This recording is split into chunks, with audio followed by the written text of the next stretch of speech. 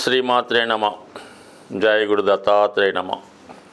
ఈ వీడియోలో మనం ధనుసు రాశి వారికి మార్చి 9 నుంచి 15 మధ్యలో జరగబోయే వార ఫలాలు పరిశీలించినప్పుడు ఈ రాశి వారికి ఈ వార ప్రారంభంలో తృతీయ స్థానం అందే శని రవి కలయిక, ఇది ఒక విధంగా అదృష్ట యోగం లాంటిది. అంటే ధనాధిపతి భాగ్యాధిపతితో కలిసినప్పుడు మరి మీ యొక్క గురువు, తండ్రి లేదా దైవ సమానులైన వారి ద్వారా కానీ ప్రభుత్వం వల్ల కానీ మీ కుటుంబంలో ఉన్నటువంటి సమస్యలు పరిష్కరించడానికి, అలాగే మీ యొక్క అభివృద్ధికి సహకరించే విధంగా అనుకూలించే అవకాశం ఉంది.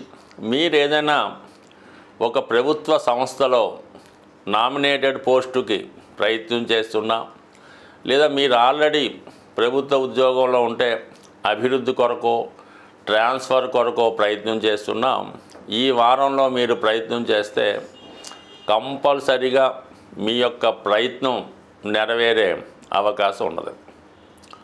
ఇక ముఖ్యంగా చతుర్థ స్థానంలో శుక్రగ్రహ సంచారం, మరి షష్ఠ లాభాధిపతిగా మీకు రుణాన్ని, అప్పుని తొందరగా ఇప్పించే గ్రహం శుక్రగ్రహం చతుర్థ స్థానంలో ఉచ్చ స్థితిలో ఉండి వక్ర గమనం పొందడం జరిగింది. ఈ కారణం వల్ల ఏంటంటే మీరు ఏదైనా ఒక ప్రాపర్టీ మీరు కొందామని ప్రయత్నం చేసి ఏదో కారణాల వల్ల దాన్ని ఆగిపోయి ఉంటే ఈ సమయంలో మీరు అది తిరిగి మళ్ళా బేరం అది కూర్చుకుంటే ప్రాపర్టీ కొనే అవకాశం ఉంది.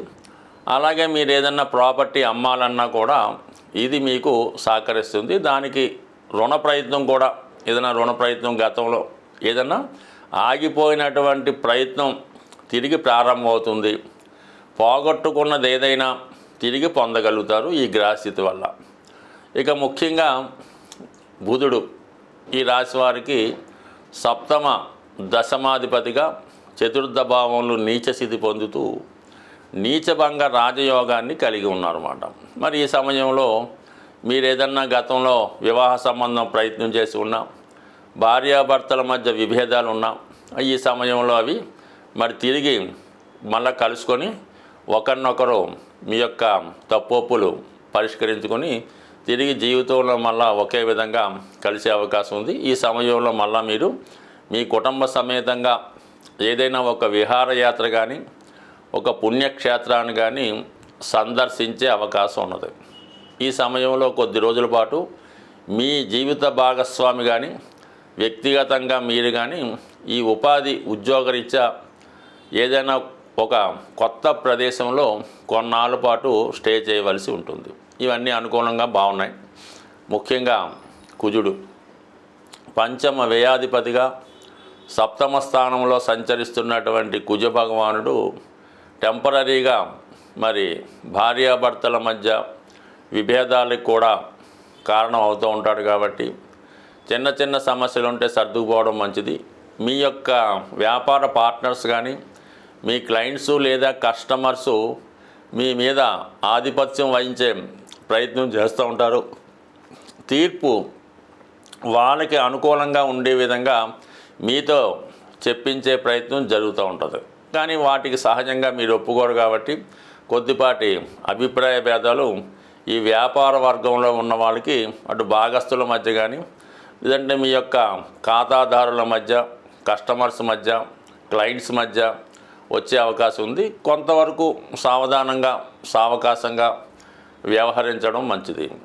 ఇక మనకి గురువు 6వ స్థానంలో సంచరిస్తూ అర్ధ త్రికోణాన్ని శుభపరచడం వల్ల ఆర్థిక పరమైనటువంటి సమస్యలు ఏవైనా ఉంటే ఈ సమయంలో అవి రుణ రూపంలో సర్దుబాటు అయ్యే అవకాశం ఉంది. కాబట్టి ఎంత ఎక్కువ మొత్తం కావాలన్నా ఈ సమయంలో మీ రుణ ప్రయత్నం ఫలిస్తుంది.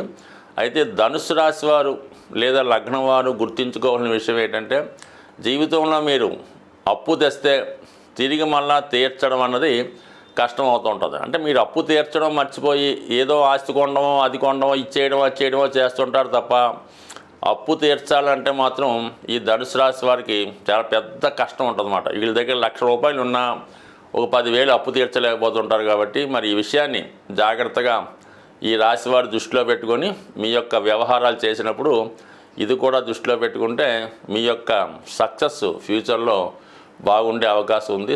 సాధారణంగా ఇప్పుడు ఉన్నటువంటి గ్రహస్థితి ప్రకారం ఈ వివాహ విషయంలో వివాహ ప్రయత్నాలు చేస్తున్న వారికి చాలా ఇబ్బందులు ఎవరైతే ఎదుర్కొంటున్నారో, ముఖ్యంగా అమ్మాయిలకి ఈ రాబోయే మార్చి 14వ తారీఖు పౌర్ణమి రోజు, ఇది చాలా ఇంపార్టెంట్గా.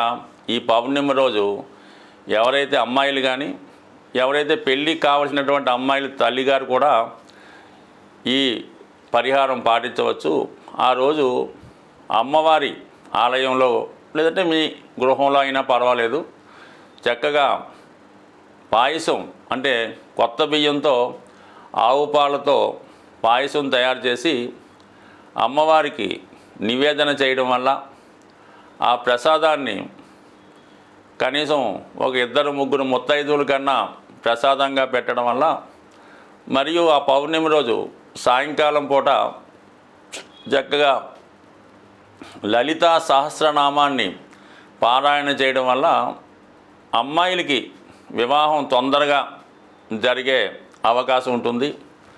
అలాగే చాలా వరకు ఈ గృహంలో ఆగ్నేయ భాగంలో, అంటే మీరు అద్దెకున్నా లేదంటే సొంత గృహమైనా ఆగ్నేయ భాగంలో దోషం ఉన్నప్పుడు, అంటే నూతులు కానీ గోతులు కానీ టాయిలెట్స్ కానీ సరిగ్గా మెయింటైన్ చేయనప్పుడు, మరి ఈ ఆగ్నేయ దోష ప్రభావం వల్ల మీ కుటుంబంలో ఉన్నటువంటి స్త్రీలకి అనారోగ్య సమస్యలు, యజమానురాలకి అలాగే అమ్మాయిలకి వివాహ సంబంధాలు కుదరకపోవడం, కుదిరిన పెళ్ళైన ఏదో కారణం వల్ల పుట్టింట్లోనే స్థిర నివాసం ఏర్పరచుకునే విధంగా ఈ ఆగ్నేయ దోషం ఇబ్బంది పెడుతుంటుంది. కాబట్టి మరి అది కూడా వీలైతే సరి చేసుకుంటే మరి మీ కుటుంబంలో అమ్మాయిలకి వివాహం జరుగుతుంది.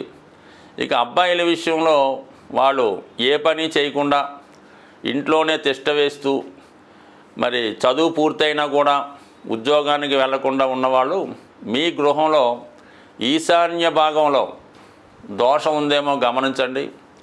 ఆ ఈశాన్య భాగంలో దోషం ఉన్నప్పుడు కామన్గా మీ మగపిల్లలు ఎందుకు పనికి రాకుండా, అంటే మంచి చదువు ఉంటుంది, మంచి బుద్ధిమంతులై ఉంటారు, కానీ ఉద్యోగ ప్రయత్నాలు చేయరు, వచ్చినా కూడా అవి సరిగ్గా నిర్వహించలేకపోతుంటారు. కాబట్టి ఈ ఈశాన్య దోషాన్ని సరి చేసుకోవడం వల్ల మీకు సంతానం మగపిల్లలు అభివృద్ధిలోకి వస్తారు. ఆగ్నేయ దోషాన్ని సరి చేసుకోవడం వల్ల అమ్మాయిల యొక్క సమస్య పరిష్కారం అయ్యే అవకాశం ఉంది. సాధ్యమైనంత వరకు ఇవి చూసుకుంటూ చిన్నపాటి రెమెడీలు చేసుకోవడం వల్ల కంపల్సరీగా మీకు ఈ వివాహంలో ఉన్నటువంటి సమస్యలు చాలా వరకు తొలగే అవకాశం ఉంది. అలాగే కామన్గా ఈ పౌర్ణమి రోజు సత్యనారాయణ స్వామి వ్రతం చేసుకున్న, లలిత అమ్మవారికి లలితా సహస్రనామం చదివి కుంకుమార్చన చేసుకున్న చాలా వరకు ఈ సమస్యలు మీకు సాల్వ్ అయ్యే అవకాశం ఉంటుంది. అంటే మిగతా రోజులు చేసిన పరిహారం కన్నా ఈ పౌర్ణమి రోజు చేసే పరిహారానికి ఎక్కువ ప్రతిఫలం ఉంటుంది. అలాగే దాని యొక్క ఫలితం కూడా తొందరగా రావడం జరుగుతుంది. స్వస్తి.